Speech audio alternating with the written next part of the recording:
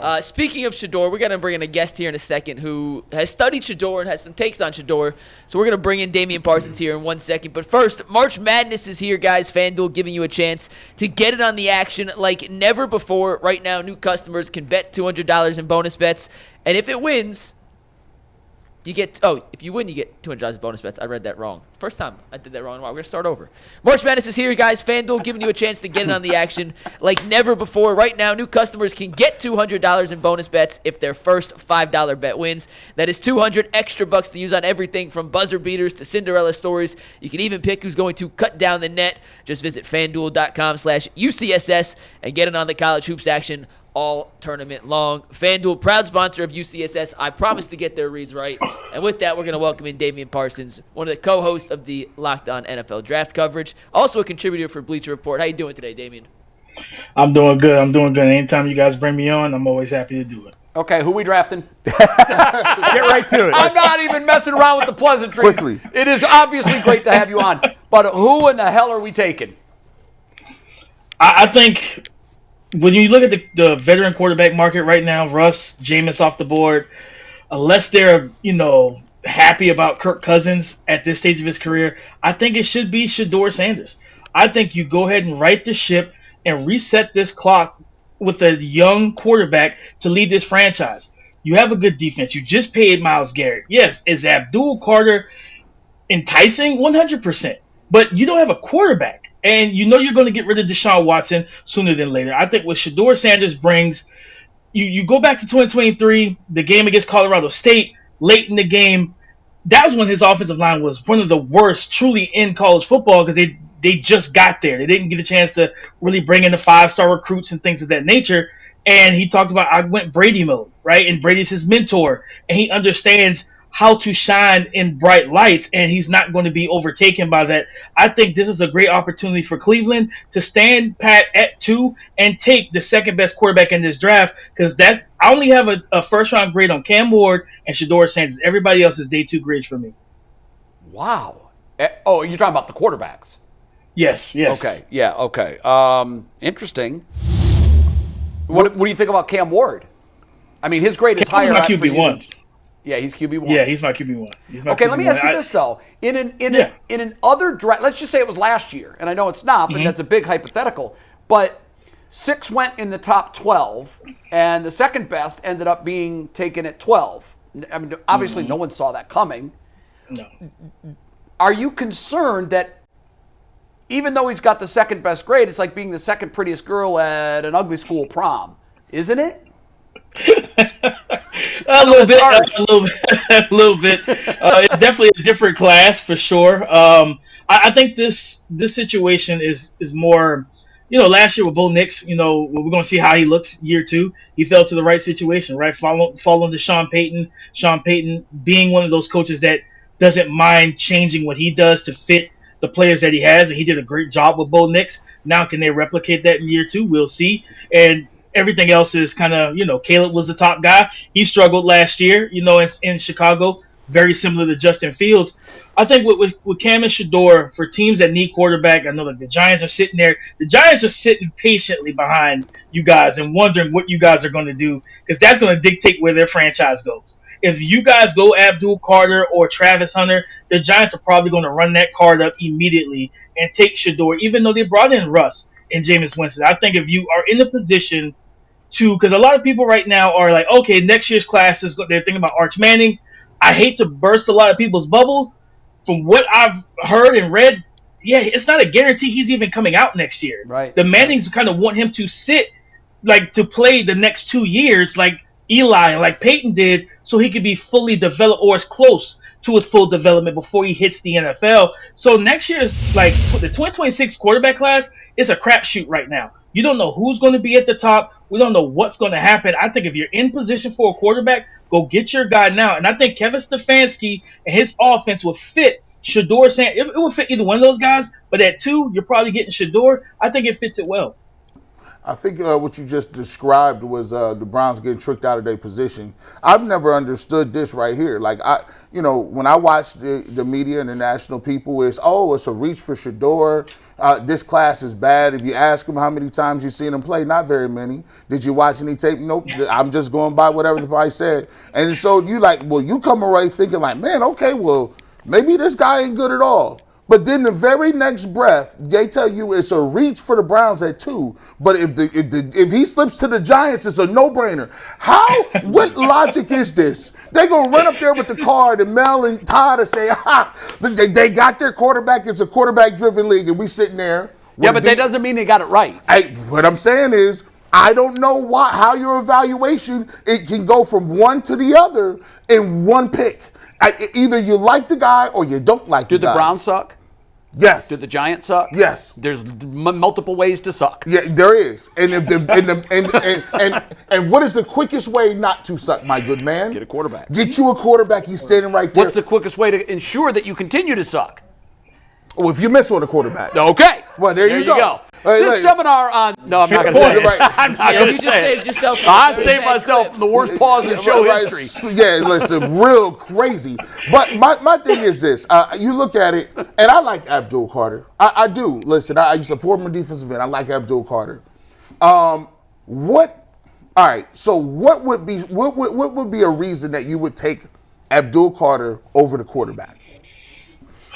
That you have yourself, you've settled yourself in with a veteran that you feel could still lead you in this division. At the end of the day, I remember a couple drafts ago when the Pittsburgh Steelers drafted Kenny Pickett.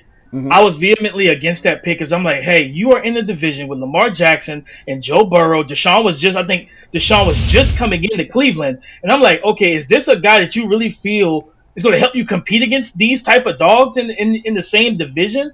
I remember talking to scouts, and they're like, listen, you draft to win your division. That's number one first, unless you're like a Buffalo and you're drafting to beat Pat Mahomes. Like, that's what you're truly drafting for if you're Buffalo, because you have the AFC East on lock right now. But yes, I think if you have a veteran that you feel comfortable with, I'm fine with it, right? If Kirk Cousins wows them and he's healthy and you can get good starting ball from him, but you still don't have your future. You don't have your franchise. And it's just when you're at 2, I look at it this, Tennessee, Giants, and Browns, when you're top 3 and you're in a position to get a potential franchise quarterback, I think Cam Moore and Shedeur both can be franchise guys, it's just very risky to kick the can down the road and hope that you're in this position again, because if you're in this position again next year, probably somebody's fired, like in the front office, the coaching staff. It's a whole new regime potentially. So I think you go ahead and pick your quarterback, build around them throughout the draft, and go and try and compete in this division that you know is going to be a black and blue division at the end of the day. Okay, Damian, you think Shedeur is a franchise quarterback worthy of the number 3 pick, right? Yes, sir. There are probably, fair to say, scouts in the NFL who disagree with you. Fair? Mm-hmm. Yeah. What do you do if you're one of those scouts? What if the Browns have scouts who say Shedeur is not the guy? What do you do? As a general manager, because that's where I keep going back to is you pay these people for their. I don't care what other team. I don't care what the Falcons think. I don't care what the Steelers think. I'm paying you, and you're telling me he's not good enough. So what do we do? And that because I think that there's a lot of teams that feel that way, and that's why I can't wrap my head around. Well, you need a quarterback. You take a quarterback. But if the building doesn't believe in the guy, how can you possibly take that guy? Now, if you believe in him, you run up to the podium, write his name down on the card, and you go. But if you don't, that's where I keep going back. Like, that's where I get stuck. No, and that's a fair point.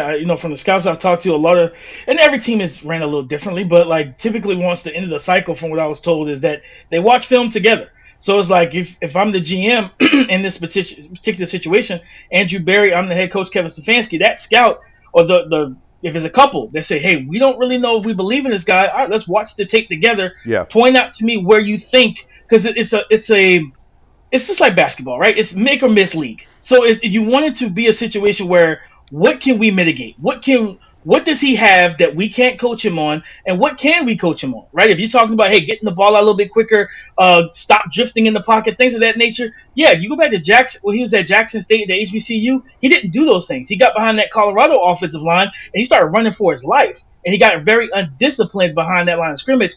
You can correct that. You're like, hey, our front four, our front five are fine. They're going to protect you. You instill that confidence in him into your offensive line. I think that's going to be the main thing is, how do they have that conversation prior to the draft to say, listen, you sure this is a guy we can pass up on that we can wait for next year, or maybe wait to day 2 and look at a Will Howard or a Tyler Shuck with 3 regular season ending injuries in his career? It's all about risk assessment. What's the biggest risk? Passing on the quarterback at 2, taking the Abdul Carter that you know is going to have an impact, then get to day 2, and you're like, yeah, this quarterback pool is not what we want it to be. It's a big risk assessment situation for them. Damon, one thing you said I want to circle back on, which I thought made perfect sense. You said that you were confused by the Kenny Pickett pick. I was. A lot of people were.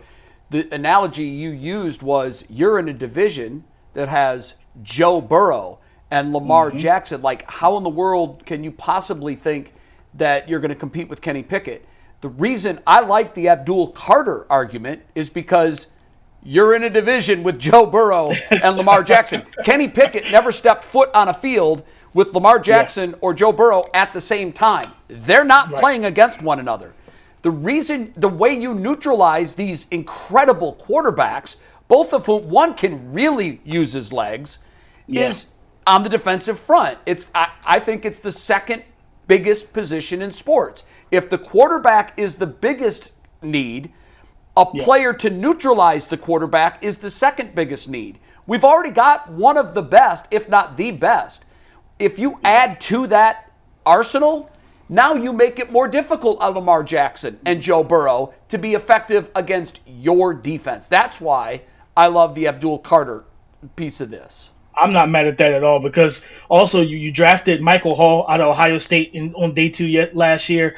I loved him coming out. Saw him at the Senior Bowl. His tape was outstanding overall. And I think this is a guy that if you do add Abdul Carter with Myles Garrett and Michael Hall, you have like essentially almost 3 defensive ends in terms of pass rush ability, where I believe in I want to condense and close all 4 quadrants of the pocket on the quarterback. I'm going to close each door, especially when you talked about Lamar Jackson, where, hey, it doesn't matter if you can't get interior pressure, he's going to step up and he's going to get out. If you get interior pressure but you have no edge contained, he's going to get around. Right. You got to be able to close all 4 doors. So I'm with you. That's going to be probably one of the biggest conversations when they're on the clock. They get 10 minutes. They're probably going to use a full thing to have to talk themselves through that. Do we go with the quarterback to where we say, hey, we have a good defense already, we need to score points, we need to put out a competent passing attack, or do we go with the absolute monster off the edge with the first step quickness, the bend,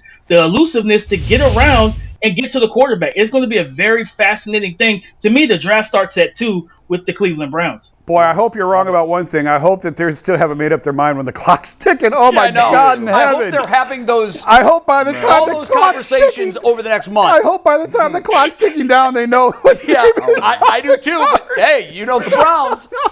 One other piece as we say goodbye to Damian. And Damian, thanks. Great stuff. We love to have you on. No problem. The interesting thing about this is there's still one piece to the puzzle we don't know, and that's the Kirk Cousins piece. Yeah.